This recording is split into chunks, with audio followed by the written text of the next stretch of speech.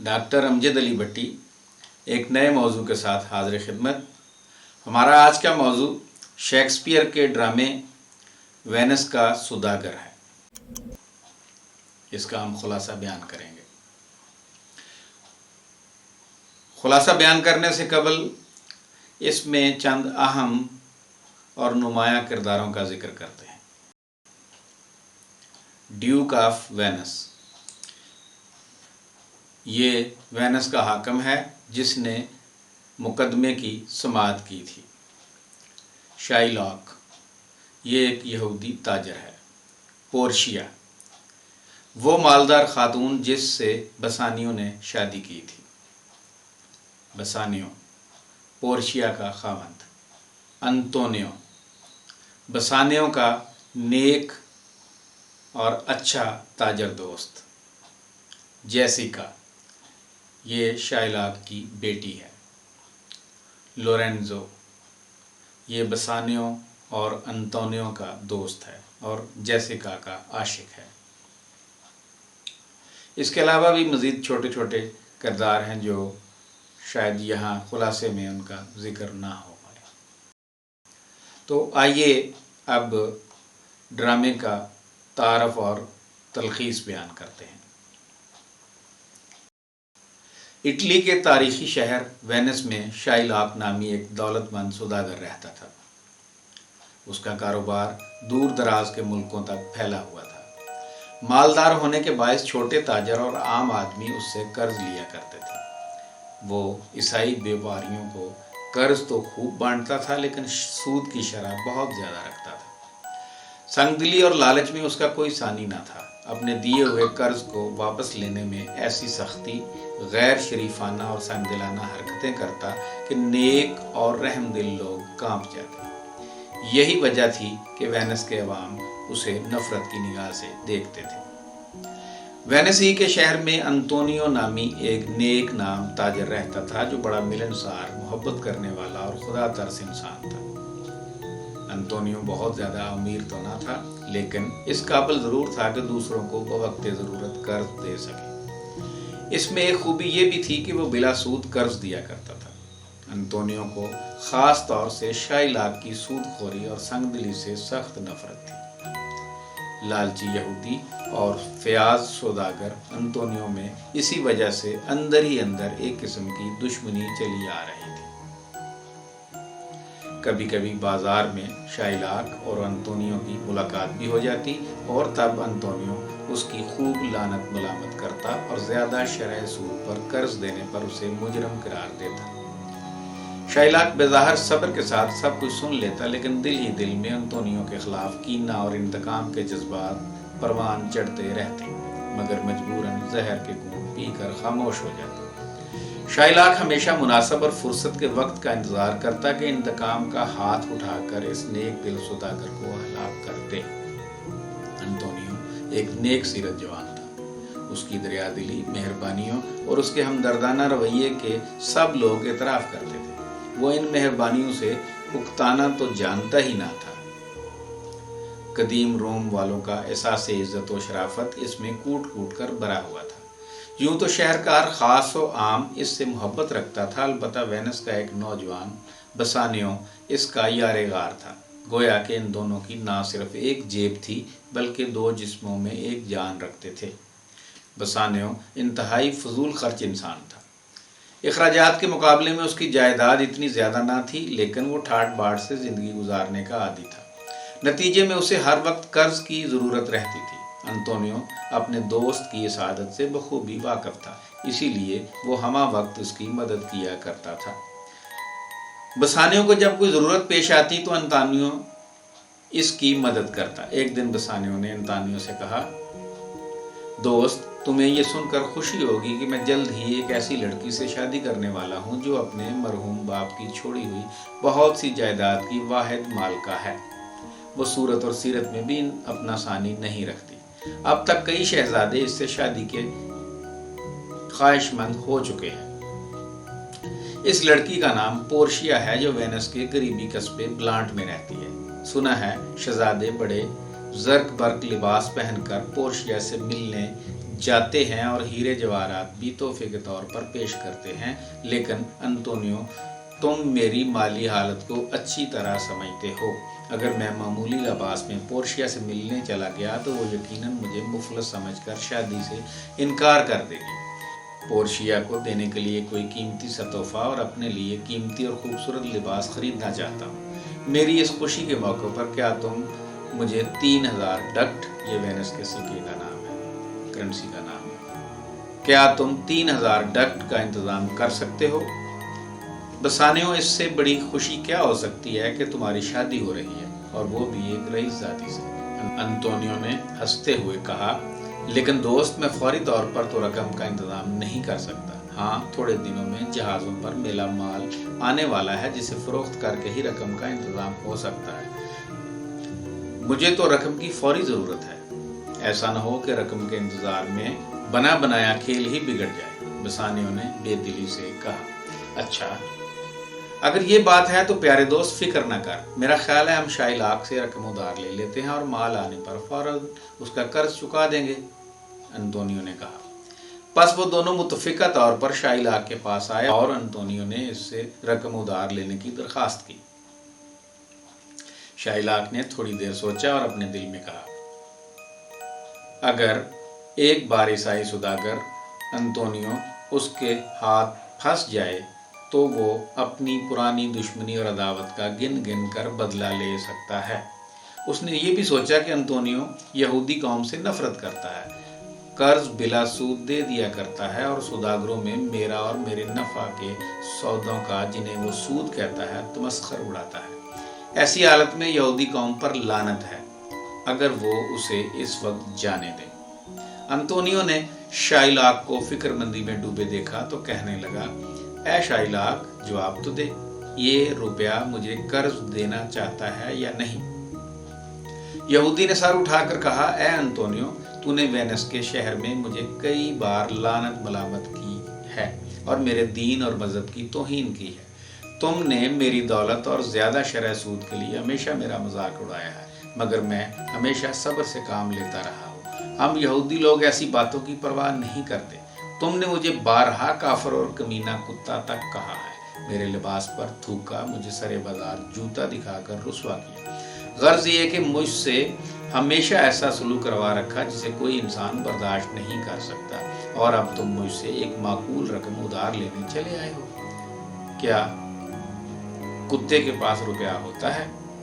क्या ये मुमकिन है कि एक कटे हुए गले वाला कुत्ता 3000 डक्ट कर्ज पर दे सके? क्या मैं अदब से जोकर ये कहने की जुर्रत करूंगा कि आली जनाब ने पिछले बुध को मुझ पर थूका भी था? मेरी इतनी इज्जत और एहतराम के बदले में तेरी मतलूबा रकम तुझे फिर भी पेश करूंगा, अंतोनियो ने जवाब दिया। यकीन कर कि मैं फिर से तुम्हारे मुतल्लिक इन्हीं लफ्जों की तकरार करूं और तेरे नापाक चेहरे पर थूकूं और पाँव की नोक पर तुझे ठुकराऊं। अगर तुम मुझे ये रुपया कर्ज देना चाहते हो तो बहैसियत एक दोस्त के ना दो, बल्कि बाइतबार एक दुश्मन के दो, ताकि अगर मैं मुआहदा को पूरा ना कर सकूं तो तुम इसका तावान हासिल कर सको। शाइलाक ने फिर खुशगवार आवाज में कहा, जो कुछ मैंने ज़बान से शिकवा किया है, इससे मेरी गर्ज दोस्ती और मोहब्बत हासिल करना है, ना कि शिकायत या नाराज़गी। वरना 3000 अशरफियाँ दोस्ती के माल के मुकाबले में हकीर चीज़ है। मैं नफ़ा और सूद के बगैर बतौर खुलूस तुझे ये रकम दूंगा। मैं इन जिल्लतों को भुला देना चाहता हूँ जो तुम्हारे हाथों उठाई है। इस ज़ाहिरी अनायात और मेहरबानियों से अंतोनियो बहुत हैरान हुआ। दोस्ती की इस फजा को पैदा करने के लिए शाइलाक ने दोबारा कहा, 3000 डक्ट बगैर सूद तुमको देता हूँ। आप इतनी मेहरबानी फरमा दें कि मेरे साथ काजी के पास जाकर दोस्ताना तौर पर रसीद तहरीर कर दें। अगर वादा के मुताबिक कर्ज अदा न कर सके तो बतौर तावान अपने बदन का 1 पाउंड गोश्त मुझे देगा कि मैं तेरे जिस उज़्व से चाहूँ काट लूँ।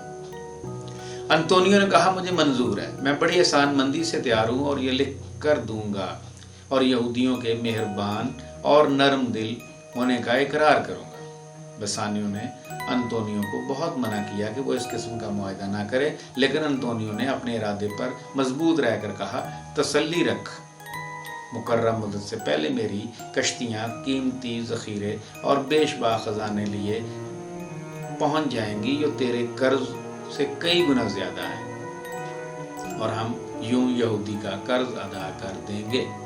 شائلاک جو بسانیو اور انطونیو کی گفتگو سن رہا تھا ان سے کہنے لگا، حضرت ابراہیم علیہ السلام کی قسم تم عیسائی لوگ بڑے وہمی ہو، دوسروں پر سختی سے پیش آتے ہو، اس لیے دوسروں کے خیالات اور نیک ارادوں پر بھی شک کرتے ہو۔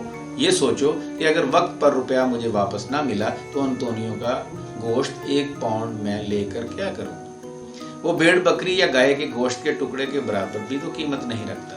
میں حقیقت میں انطونیو سے دوستی چاہتا ہوں، اگر وہ پسند کرتا ہے تو بہت اچھا، نہیں تو الوداع۔ چلتے چلتے محبت اور دوستی کی بنا پر کہتا ہوں کہ مجھ کو تم غلط نہ سمجھو۔ مختصر یہ کہ بسانیو نے انطونیو کو ایسے خوفناک معاہدہ پر دستخط کرنے سے بہت روکا۔ انطونیو نے اس معاہدہ کو ایک عملی مذاق سمجھا، اس لیے ان فہمائشوں کے باوجود اس نے اقرار نامہ پر دستخط کر دیے۔ بسانیو جس مالدار عورت سے شادی کرنا چاہتا تھا اس کا نام پورشیا تھا۔ وہ جتنی خوبصورت تھی اتنی ہی خوبصورت بھی تھی۔ وہ اس پورشیا سے کسی طرح بھی کام نہ تھا جس کا ذکر کتابوں میں ملتا ہے، یعنی وہ جو کیٹو کی بیٹی اور بروٹس کی بیوی تھی۔ پورشیا اپنے خوبصورت چہرہ سے سورج کو تانا دیتی تھی اور دانائی میں عقل مندوں پر اعتراض کرتی تھی۔ جب انطونیو نے اپنی جان خطرہ میں ڈال کر بسانیو کو روپیہ مہیا کر دیا تو وہ بڑی دھوم دھام سے گریشانیو نام کے ایک آدمی کے ساتھ بیلمونٹ روانہ ہو گیا۔ بسانیو کو عشق کو جتانے میں دیر نہ لگی اور وہ اس میں کامیاب بھی ہو گیا۔ تھوڑے ہی عرصہ میں پورشیا اس سے شادی کرنے پر رضامند ہو گئی۔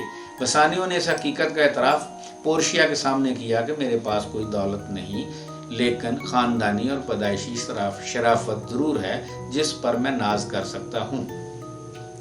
پورشیا بھی اس کی صفات اور خوبیوں کی خاطر ہی محبت کرتی تھی، کیونکہ دولت مند ہونے کی وجہ سے اس کو شوہر کے دولت مند ہونے کی کوئی تمنا نہ تھی۔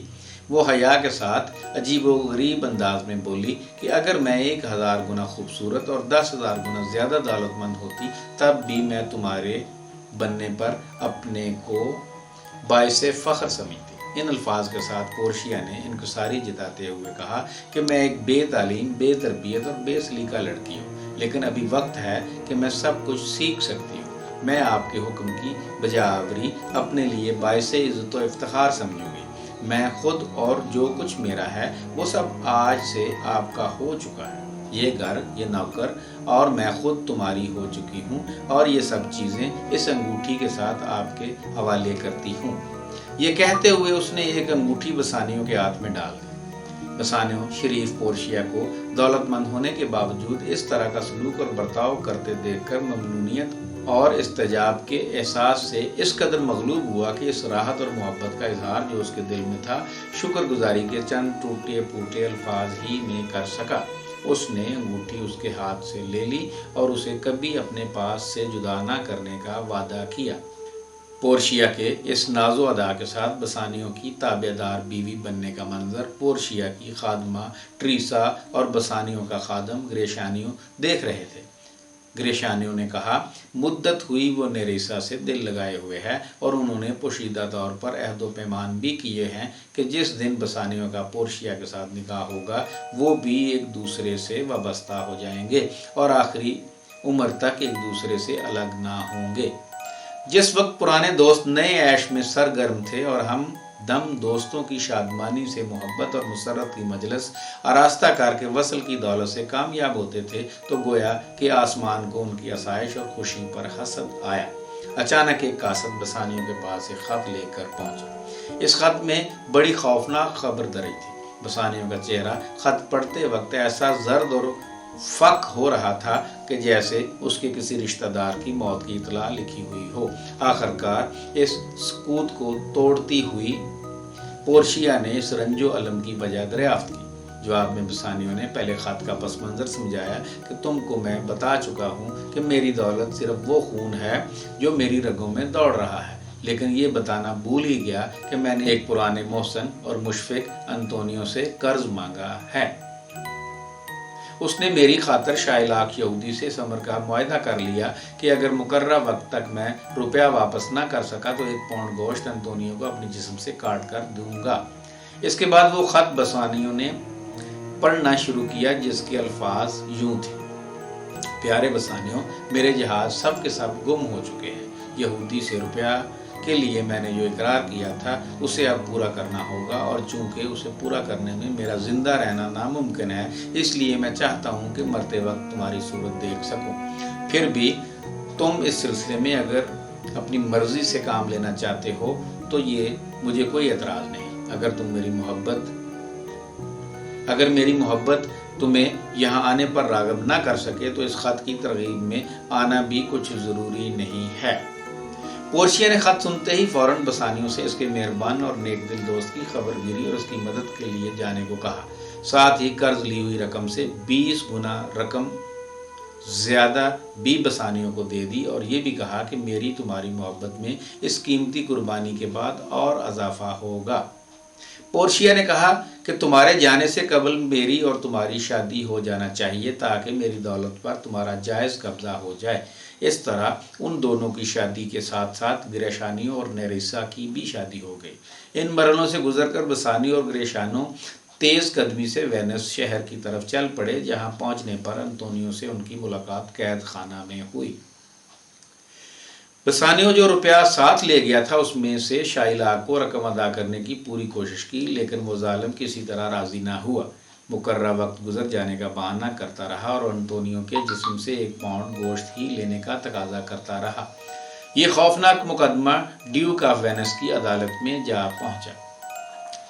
ادھر پورشیا نے جاتے وقت بسانیو سے کہا تھا کہ اپنے اتنے اچھے اور نیک دوست کو واپسی میں ساتھ لانا نہ بھولنا، اور بسانیو کی مرضی کے مطابق سب کچھ کرنے اور فرمانبرداری کا حق ادا کرنے میں کوئی کسر نہ اٹھا رکھوں گی وغیرہ جیسی باتیں کی تھیں۔ لیکن اپنے شوہر کے چلے جانے کے بعد پورشیا نے حالات اور واقعات پر غور کیا اور اس نتیجہ پر پہنچی کہ اپنے شوہر کے دوست کے لیے اسے بھی کچھ ہاتھ پاؤں ہلانا چاہیے۔ پورشیا کا ایک رشتہ دار قانونی مشیر تھا جس کا نام بیلاریو تھا۔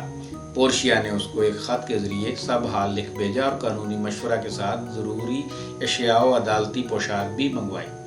ایک قاصد فوراً یہ سب ضروری سامان لے کر بیلاریو کے پاس سے واپس آ گیا۔ اس کے بعد پورشیا نے اپنے کو اور اپنی خادمہ نیریسا کو مرزانہ لباس میں ملبوس کیا اور پھر نیریسا کو ہمراہ لیے بطور منشی کے لے کر وینس روانہ ہو گئی، جہاں اسی روز اس مشہور مقدمہ کی بحث کا دن تھا۔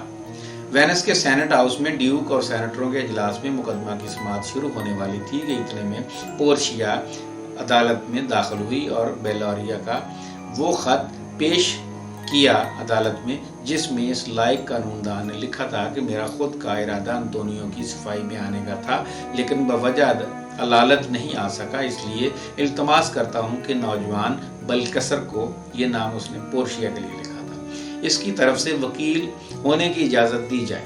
ڈیوک نے اجازت دے دی، لیکن ساتھ ہی ایسے جوان اجنبی کی شکل و شباہت اور اس پر قانون دانوں جیسی پوشاک اور بڑی سی وگ پہنے دیکھ کر بڑا حیران ہوا۔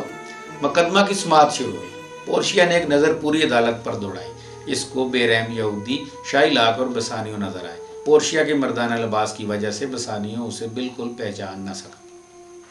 وہ اپنے دوست انطونیو کے پاس بڑے تعلق اور اضطراب میں کھڑا تھا۔ سب سے پہلے پورشیا نے یہودی شائلاک کو مخاطب کیا اور اس بات کو تسلیم کرتے ہوئے کہ وینس کے قانون کے مطابق وہ تاوان مقررہ کا مستحق ہے، کچھ ایسی شیریں بیانی سے رحم و کرم کی شریفانہ صفت کی تعریف کی کہ شائلاک کی بجائے کوئی اور ہوتا تو اثر لیے بغیر نہ رہتا۔ پورشیا نے کہا کہ رحم بارش کی اس ہلکی فوار کی مانند ہے جو آسمان سے زمین پر گرتی ہے۔ رحم ایک دوہری برکت ہوتی ہے کیونکہ اس سے رحم کرنے اور رحم حاصل کرنے والے دونوں کو برکت حاصل ہوتی ہے۔ بادشاہوں کو تاج سے بھی بڑھ کر یہ بات شایان شان ہے کہ وہ خدا کا سایہ بن کر رہیں، لیکن ارضی طاقت خدائی طاقت کے اسی قدر قریب پہنچتی ہے جتنا انصاف میں رحم سے کام لیا جائے۔ اس نے شائلاک کو یہ بات یاد دلائی کہ جس طرح ہم سب اپنی دعاؤں میں رحم کے طلبگار ہوتے ہیں، اسی طرح ہمیں لازم ہے کہ اس دعا سے رحم کرنے کی عادت سیکھیں۔ مگر شائلاک نے جواب دیا، یہ باتیں میرے کانوں میں ہوا کی طرح بے اثر ہیں۔ دعوے کی مدت گزر گئی اور میرے مقروض نے اپنا قرض ادا نہیں کیا۔ اس سبب سے جس تاوان کا وعدہ کیا گیا ہے وہ ادا کرنا چاہیے۔ پورشیا نے سوال کیا کہ کیا وہ روپیہ ادا کرنے کے ناقابل ہے؟ اس پر بسانیوں نے فوراً جواب دیا کہ وہ 3000 ڈک کی رقم کئی گنا کر کے دے سکتا ہے۔ یہودی نے انکار میں سر ہلا دیا اور کہا کہ اسے سونے چاندی کی ضرورت نہیں اور سوائے مقررہ تاوان یعنی انطونیو کے بدن سے 1 پاؤنڈ گوشت کے اور کچھ نہیں چاہتا۔ انطونیو نے اپنے دوست کی طرف متوجہ ہو کر کہا، اے دوست، کچھ سوچ کہ ہمیں اس سنگ دل یہودی سے کچھ تعلق ہے۔ یہودی سے مہربانی طلب کرنا یوں ہے جیسے سمندر کے کنارے جبکہ طوفان خیز موجیں بلند ہوں اس سے سکون طلب کیا جائے، یا یہ ہے کہ ایک خونخوار بھیڑیے سے جس وقت اس نے بھیڑ کی گود سے بچہ چھینا ہو اس سے دوبارہ مہربانی اور لطف کی امید رکھنا ہے، یا یہ کہ پہاڑوں کے صنوبر کے درخت سے جب یہ اندھیری کے چلنے سے ہل رہے ہوں ٹھہرنے اور نہ ہلنے کا انتظار کرنا۔ ان تمام مشکل باتوں کا عمل میں آنا ممکن ہے، لیکن یہودی کے دل میں رحم اور مہربانی ناممکن ہے۔ بسانیوں نے نوجوان وکیل سے درخواست کی کہ قانون کی مدد سے معاہدہ کو دیکھیں، شاید کوئی معنی مطلب میں فرق نکل سکے۔ پورشیا نے جواب میں کہا کہ قانون ایک بار قائم ہو چکے ہیں، ان میں کسی طرح کوئی تبدیلی پیدا نہیں کی جا سکتی۔ شائلاک نے یہ جو سنا تو خوشی سے اچھل پڑا اور سمجھا کہ وکیل اس کی طرفداری کر رہا ہے۔ کہنے لگا، دانیال انصاف کرنے آیا ہے۔ اے دانا، میں تمہاری کیوں کر عزت کر سکتا ہوں؟ تم تو اپنی شکل و صورت کی نسبت عقلی طور پر بہت عمر رسیدہ نظر آتے ہو، حالانکہ تم جوان ہو۔ پورشیا نے شائلاک سے اقرار نامہ دیکھنے کی اجازت چاہی اور اسے پڑھنے کے بعد کہنے لگی، تاوان پختہ ہو چکا اور اس کی روح سے یہودی اس بات کا مستحق ہے کہ انطونیہ کے دل کے قریب کسی مقام سے 1 پاؤنڈ گوشت لے۔ اس کے بعد اس نے شائلاک سے پھر رحم کی درخواست کی اور اس اقرار نامہ کو چاک کر دینے کی اجازت چاہی، لیکن شائلاک نے اپنی روح کی قسم کھا کر کہا کہ زبان انسانی میں وہ طاقت موجود نہیں جو مجھے اپنے ارادے کو بدلنے پر آمادہ کر سکے۔ کہنے لگا، حضرت اسرائیل کے خاندان کی قسم، انسان کی گویائی میں کوئی ایسا بیان جو میرے دل کو نرم اور میرے ارادے کو کمزور کر سکے پیدا نہیں ہوا ہے۔ پورشیا نے انطونیو سے کہا کہ تم اس کی چھری کے لیے اپنی چھاتی کو تیار رکھو۔ شائلاک نے تیز خنجر جیب سے نکالا اور چمڑے کے ٹکڑے یعنی پٹاس پر رگڑا اور جلدی سے بدلے پر آمادہ ہوا۔ اس دوران انطونیو سے اس کی آخری خواہش دریافت کی گئی، جس پر اس نے کہا کہ میں اس کے سوا اور کیا کہوں کہ میں اپنی موت کے لیے آمادہ ہوں۔ پھر اس نے بسانیوں کا ہاتھ اپنے ہاتھ میں لے کر الوداع کہا اور کہا کہ اس کا غم نہ کرنا کہ تمہاری خاطر میں اس مصیبت میں مبتلا ہوا ہوں۔ میرا ذکر اپنی قابل عزت بیوی سے کرنا اور کہنا کہ میری تم سے کس قدر محبت تھی۔ بسانیو روتی ہوئی آنکھوں سے اور کامتی ہوئی آواز سے اس سے بغل گیر ہوا اور کہا، اے محترم انطونیو، اگرچہ میری محبوبہ مجھے جان کی طرح پیاری ہے، لیکن جان بلکہ تمام جہان تمہارے بعد میرے لیے کیا قیمت رکھیں گے؟ میں تیرے بعد زندہ رہنا نہیں چاہتا اور سب کچھ تیرے بال پر قربان کر دیتا ہوں۔ تیرے سر اور جان سے مجھے ہرگز عزیز کچھ بھی نہیں۔ وہ آنکھ جو سر پر ہے اور وہ جان جو بدن میں ہے، سب تجھ پر قربان۔ پورشیا ان دونوں کی گفتگو وکیل کے بیس میں کھڑی سن رہی تھی۔ وہ ناراض تو نہیں ہوئی، لیکن صرف اتنا بسانیوں سے بولی، تمہاری بیوی اگر تمہاری زبانی یہ الفاظ سن پائے تو وہ ان کے لیے تمہاری شکر گزار تو نہیں ہوگی۔ پھر گریشانیوں جو ہر بات میں اپنے آقا کی نقل ضرور اتارتا تھا، کہنے لگا کہ میری جس عورت سے شادی ہوئی ہے کاش وہ آج آسمان میں ہوتی تاکہ آسمانی طاقتوں سے منت سماجت کر کے اس بدطینت یہودی کے مزاج کو بدلوا سکتی۔ منشی کے بیس میں فوراً نریسا بولی، شکر کرو یہ الفاظ تم نے اس کی پیٹھ پیچھے کہے، ورنہ دونوں میں ان بن ہونا یقینی تھا۔ شائلاک بےتابی سے بولا، میرا وقت خام خواہ کیوں ضائع کرتے ہو؟ حکم صادر کرو اور مجھے اپنے کام پر جانے دو۔ اس وقت تمام حاضرین پر ایک عجیب خاموشی چھا گئی اور ان کے دل جوان مرد انطونیو کے حال پر جلتے اور آنکھیں روتی۔ پورشیا نے دریافت کیا کہ گوشت تولنے کے لیے کانٹا ترازو پاس ہے اور کوئی ڈاکٹر بھی ہے قریب میں۔ وہ ڈاکٹر ضروری ہونا چاہیے، ایسا نہ ہو کہ خون زیادہ نکل جانے سے انطونیہ کی موت واقع ہو جائے۔ یہودی تو اسی طرح انطونیہ کی موت چاہتا تھا۔ بولا کہ اقرار نامہ میں کہیں اس بات کا ذکر نہیں ہے۔ پورشیا نے کہا اقرار نامہ میں اس کا ذکر نہ صحیح، لیکن تم ہی اتنی مہربانی کر دو۔ یہودی نے اس کا جواب صرف یہی دیا کہ اقرار نامہ میں کہیں اس کا ذکر مجھے نظر نہیں آتا۔ پورشیا نے کہا خیر، انطونیو کے گوشت کا 1 پاؤنڈ تو تمہارا ہو ہی چکا، تم اسے اس کی چھاتی پر سے کاٹ سکتے ہو، قانون اور عدالت دونوں اس کی اجازت دیتے ہیں۔ یہودی نے چلا کر کہا اے دانا اور نیک دل منصف، آج تو حضرت دانیال انصاف کرنے آئے ہیں، اور چاقو کو جلدی جلدی تیز کرنے لگا اور انطونیو کی طرف دیکھ کر کہنے لگا آؤ تیار ہو جاؤ۔ اسی دوران پورشیا بولی اے یہودی ذرا ٹھہر، ایک بات اس میں اور ہے، اقرار نامہ میں تجھے خون کا 1 قطرہ بھی بہانے کا ذکر نہیں ہے۔ معاہدے کے الفاظ یہ ہیں، گوشت کا 1 پاؤنڈ۔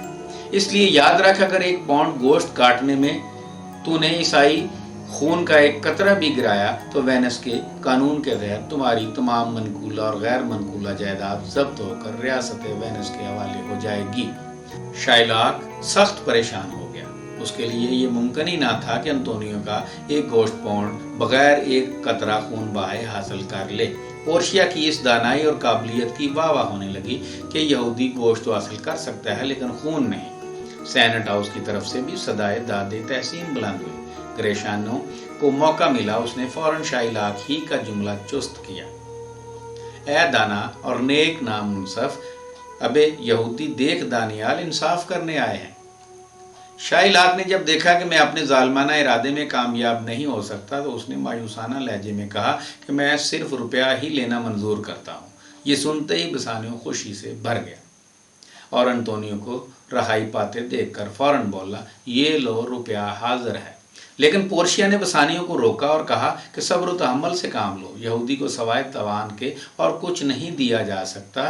وہ 1 پاؤنڈ گوشت کاٹنے کے لیے تیار ہو جائے اور 1 قطرہ خون کا نہیں نکلنے پائے اور 1 پاؤنڈ سے کم زیادہ گوشت بھی نہ ہونے پائے۔ اگر اس کام میں بال برابر بھی کمی بیشی ہوئی تو قوانین وینس کے روح سے یہودی کو موت کی سزا دی جائے گی اور اس کی ساری دولت سینٹ ضبط کر لے گی۔ شائلاک چلایا میرا روپیہ مجھے دے دو اور میرا پیچھا چھوڑو۔ بسانیوں نے روپیہ سامنے کرتے ہوئے کہا یہ لو میرے پاس ہے۔ شائلاک روپیہ ہاتھ میں لینے ہی کو تھا کہ پورشیا نے پھر جھپٹ کر روک دیا اور کہا اے یہودی تجھ پر ایک گرفت تو ابھی باقی ہے، وہ یہ کہ تو نے وینس کے باشندوں میں ایک کی جان لینے کی سازش کی اور اس لیے تیری جائیداد حکومت کی جانب سے ضبط ہو چکی ہے۔ اب رہی تیری زندگی سو وہ ڈیوک معظم کے رحم و کرم پر ہے، ان کے سامنے 2 زانو ہو کر معافی طلب کر۔ اس پر ڈیوک نے شائلاک کو مخاطب کرتے ہوئے کہا ایک رومی کو کمینے یہودی پر برتری اور بزرگی ظاہر ہو قبل ازیں کہ تو رحم کی درخواست کرے۔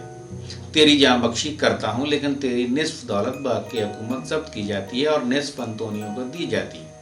انطونیو یہ فیصلہ سن کر بولا میں اپنے حصے کی دولت سے دستبردار ہوتا ہوں، میں نہیں لوں گا، لیکن شرط یہ ہے کہ شائلاک یہ دولت اپنی بیٹی اور شوہر کے نام لکھ دے۔ دراصل شائلاک کی اکلوتی بیٹی نے ایک عیسائی نوجوان لورینزو سے جو انطونیو کا دوست تھا شادی کر لی تھی، جس پر خفا ہو کر شائلاک نے اس کو اپنی جائیداد کے حق سے محروم کر دیا تھا۔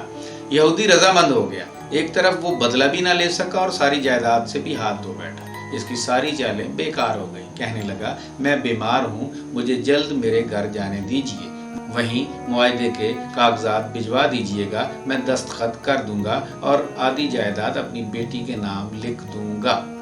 ڈیوک نے کہا جاؤ دفع ہو جاؤ، کاغذات پہنچنے پر دستخط کر دینا اور اپنے ظلم سے باز آ جا، اور توبہ کرنے کے بعد کبھی اگر عیسائی ہو گیا تو سرکار تیری آدھی دولت جو بطور جرمانہ ضبط کی گئی ہے واپس کر دی جائے گی۔ اس کے بعد ڈیوک نے انطونیو کو بری کر دیا، عدالت برخاست ہو گئی۔ ڈیوک نے نوجوان وکیل کی ذہانت اور دانائی کی بڑی تعریف کی اور اسے کھانے پر اپنے یہاں مدعو کیا، لیکن پورشیا اپنی قیام گاہ پر اپنے شوہر سے قبل ہی پہنچ جانا چاہتی تھی۔ اس لیے اس نے عجز و انکساری کے ساتھ ڈیوک کا شکریہ ادا کیا اور اپنی معذوری ظاہر کی کہ مجھے جلد از جلد اپنے گھر پہنچنا ہے۔ ڈیوک نے افسوس کیا کہ قابل وکیل کے پاس وقت نہیں ہے اور پھر انطونیو سے مخاطب ہوا، معزز وکیل کو خوب دل کھول کر انعام دو، سچ پوچھو تو تمہاری جان انہی کی بدولت بچی ہے۔ یہ کہہ کر ڈیوک اور اس کے سینیٹر عدالت سے چلے گئے۔ بسانیو نے پورشیا سے کہا، میرے قابل قدر نیک دوست، آج آپ کی قابلیت اور دانائی کی بدولت ہم لوگ بڑی خطرناک اور سنگین سزاؤں سے بچے ہیں۔ اس لیے میری التجا ہے کہ یہ 3000 ڈک کی جو رقم تو نے دینا تھی آپ ہی رکھ لیجئے۔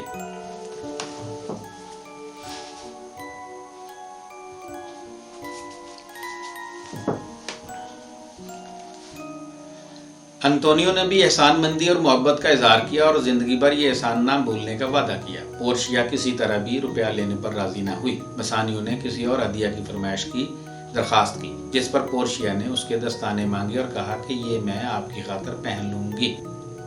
اس بہانے سے پورشیا وہ انگوٹھی بسانیو سے حاصل کرنا چاہتی تھی تاکہ بعد میں گھر پہنچ کر تفریح کا سامان مہیا ہو سکے۔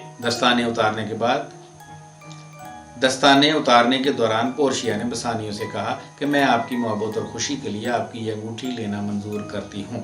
بسانیو بڑے پس و پیش میں پڑ گیا، شرمندہ ہوا کہ اب کیا کرے۔ کہنے لگا، یہ انگوٹھی میں نہیں دے سکتا کیونکہ یہ میری بیوی نے مجھے دی تھی اور میں نے عہد کیا تھا کہ اسے اپنی انگلی سے کبھی الگ نہیں کروں گا۔ ہاں، اس کی جگہ وینس شہر کی سب سے قیمتی انگوٹھی خرید کر آپ کی نظر کرنے کو تیار ہوں۔ پورشیا نے یہ سنتے ہی ظاہرہ طور پر ناراضگی دکھائی اور یہ کہتی ہوئی عدالت سے چل دی، صاحب آپ مجھے سکھا رہے ہیں کہ ایک بیکاری کو کس طرح جواب دیا جاتا ہے۔ انطونیو نے اصرار کیا کہ پیارے بسانیو یہ انگوٹھی دے دو، اپنی بیوی کی ناراضگی کے مقابلہ میں تم میری محبت اور وکیل صاحب کی خدمت کو زیادہ اہم سمجھو۔ بسانیو ناشکرا اور احسان فراموش ہونا پسند نہیں کرتا تھا، اس لیے اس نے وہ انگوٹھی اتار کر پورشیا کو دے دی۔ یہ دیکھتے ہی نریسا جو پورشیا کی منشی بنی ہوئی تھی حیرت سے چونک اٹھی۔ اس نے بھی گریشانیوں سے انگوٹھی طلب کی اور اس نے اپنے آقا کی پیروی میں بھی دے دی۔ یہ دونوں عورتیں واپسی پر راستے میں ہنس رہی تھی کہ اپنے اپنے شوہروں پر تہمت لگائیں گے کہ ضرور وہ کسی عورت کو انگوٹھیاں سپرد کر آئے ہیں۔ پورشیا جس وقت مکان کی طرف واپس ہوئی تو نیکی سے سرشار تھی۔ نیک کام انجام دینے کے بعد جو سچی خوشی حاصل ہوتی ہے وہ اسے حاصل تھی، اس لیے وہ ہر چیز کو دیکھ کر باغ باغ ہوئی جا رہی تھی۔ اسے چاند اس سے پہلے کبھی اتنا چمکدار نظر نہ آیا تھا، اور جب خوشنما چاند بادل کی اوڑ میں چھپ گیا تو اسے اپنے مکان میں سے دور سے جلتی ہوئی روشنی دیکھ کر بڑی خوشی ہوئی۔ وہ نریسا سے مخاطب ہوئی، اس روشنی کو دیکھنا جو میرے حال میں جلتی نظر آ رہی ہے۔ اس چھوٹی سی شمع کی کرنیں کہاں تک روشنی پھیلاتی ہیں۔ اس طرح اس شرارت اور مکر کی دنیا میں نیک کام چمکتا ہے۔ پھر اس کو گھر سے موسیقی کی آواز آتی ہوئی سنائی دی، جس پر وہ کہنے لگی کہ میرا خیال ہے یہ موسیقی کی آواز دن کی بنسبت اس وقت زیادہ خوشگوار ہے۔ آخرکار پورشیا اور نریسا دونوں نے گھر پہنچ کر اپنے اپنے مردانہ لباس تبدیل کیے اور پھر اپنے زنانہ لباس میں شوہروں کا انتظار کرنے لگیں جو بہت جلد ماں انطونیو کے آ پہنچے۔ بسانیو نے اپنی عزیز دوست انطونیو کا تعارف اپنی بیوی پورشیا سے کرایا۔ ابھی پورشیا مبارکباد اور خوش آمدید کے کلمات ہی ادا کر رہی تھی کہ نریسا اور اس کے شوہر گریشانو کے لڑنے کی آوازیں قریب کے کمرے سے آنے لگیں۔ سب کی توجہ اس طرف مبذول ہو گئی۔ پورشیا نے اس جھگڑے کی وجہ دریافت کی۔ گریشانو نے آگے بڑھ کر کہا، محترمہ، جھگڑا ایک ادنا سی شے کے لیے ہے۔ وہ انگوٹھی جو نریسا نے مجھے دی تھی اور جس پر ایسے الفاظ کندہ تھے جیسے کہ چاقو بنانے والوں کے چاقو پر ہوا کرتے ہیں، یعنی یہ کہ مجھ سے محبت کرو اور مجھے چھوڑ مت جانا۔ نریسا بولی کہ انگوٹھی کے الفاظ یا اس کی قیمت کی کیا حقیقت؟ ساری بات تو تمہارے قسم کھانے کی ہے کہ تم ہی نے کہا تھا وہ انگوٹھی مرتے دم تک اپنے پاس رکھوں گا۔ اب کہہ رہے ہو کہ وہ ایک وکیل کے منشی کو دے دی ہے، حالانکہ میں خوب جانتی ہوں کہ تم اسے کسی عورت کو دے آئے ہو۔ گریشانو نے ہاتھ کی قسم کھا کر اپنی سچائی کا یقین دلانا چاہا۔ اس نے نریسا سے پھر کہا کہ جس کو انگوٹھی دی وہ کوئی عورت نہیں بلکہ نریسا ہی کی قد کے برابر کا ایک نوجوان لڑکا تھا۔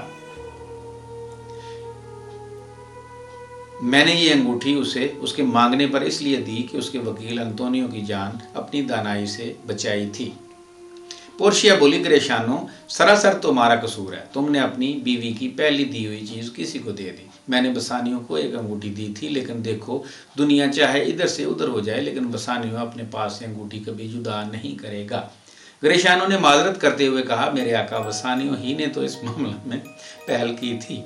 उन्होंने हाथ की अंगूठी इस नौजवान वकील को दी। तब वकील के मुंशी ने मुझसे मेरी अंगूठी की फरमाइश की। अब सिर्फ दिखाने की खातर पोर्शिया सख्त नाराज नजर आई। नाराजगी के लहजे में उसने बसानियों को इस हरकत पर मलामत की और कहा कि नरेसा सही कह रही है, आपने वो अंगूठी किसी औरत ही को दी है। बसानियों अपनी प्यारी बीवी की नाराजगी से बड़ा दुखी और परेशान हुआ। उसने अपनी इज्जत की कसम खाकर यकीन दिलाने की कोशिश की वो अंगूठी उसने किसी औरत को नहीं बल्कि नौजवान वकील को मजबूरन दी, जिसने अंतोनियो की जान बचाई थी। फिर उसने पूरा वाकया वकील की फरमाइश और गुफ्तगू का सुनाया और कहा कि प्यारी नेक पोर्शिया, मेरा कसूर है, मुझे माफ़ कर दो। अगर तुम वहाँ खुद मौजूद होती तो यकीनन तुम भी वो अंगूठी मुझसे लेकर उसे दे देती। पोर्शिया ने कहा, आप मिलाल ना करें, इन बातों के बावजूद मैं आपको खुश आमदेद कहती हूँ। अंतोनियो ने कहा, बसानियों की खातर एक बार अपना जिस्म कुर्बान कर दिया था, अब मैं अपनी रूह को बतौर जुर्माना मुकर्रर करके वादा करता हूँ कि आपका शौहर बसानियों कभी आपसे आज के बाद से एतबार शिकनी नहीं करेगा। पोर्शिया ने कहा, खैर आप अगर जामन बनते हैं तो उन्हें मेरी तरफ से ये अंगूठी दे दें और ताकीद कर दें कि इसे पहले की बनिस्बत ज़्यादा हिफाजत से रखें। बसानियों वो अंगूठी देखकर पहचान गया कि ये तो वही अंगूठी है, लेकिन साथ ही बड़ी हैरत व हैरानी में पड़ गया कि आखिर माजरा क्या है। तब पोर्शिया ने पूरी दास्तान अपने वकील बन कर जाने और नरेसा को मुंशी के लिबास में ले जाने से सच्चाई बयान की। बसानियों ये जानकर इंतहाई खुश हुआ कि उसकी लायक बीवी की शरीफाना दिलेरी और दानाई ने इसके दोस्त अंतोनियो की जान बचाई है। पोर्शिया ने अंतोनियो को दोबारा खुश आमदेद कहा और वो खतूत उसके हवाले किए जो इत्तफाकिया तौर पर पोर्शिया के हाथ लग गए। इन खतूत से पता चला कि समंदर में गर्क होने वाले जहाज दरअसल रास्ता भटक गए थे और वो बखैर व आफियत वेनिस की बंदरगाह पर पहुंच गए हैं। ये सुनकर सब लोग बेहद खुश हुए और अंतोनियो को मुबारकबाद देने लगे। अंतोनियो का चेहरा खुशी से टिमटिमा उठा। सब लोग इस बात पर बेइख्तियार कहके लगा रहे थे कि बसानियों और ग्राशानियों शौहर होने के बावजूद अदालत में अपनी बीवियों को ना पहचान सके और उन्होंने कितने बोलबन से अपनी अंगूठियां उतारकर पोर्शिया और नरेसा के हवाले कर दी। ग्रेशानो ने हंसते हुए कहा, भाई मैं जब तक जिंदा हूं मुझे नरेसा की अंगूठी की फिक्र ज़रूर रहेगी। ये था कुछ अहवाल वेनिस के सौदागर का। उम्मीद है हमारी ये कोशिश आपको ज़रूर पसंद आएगी। आपका बहुत शुक्रिया।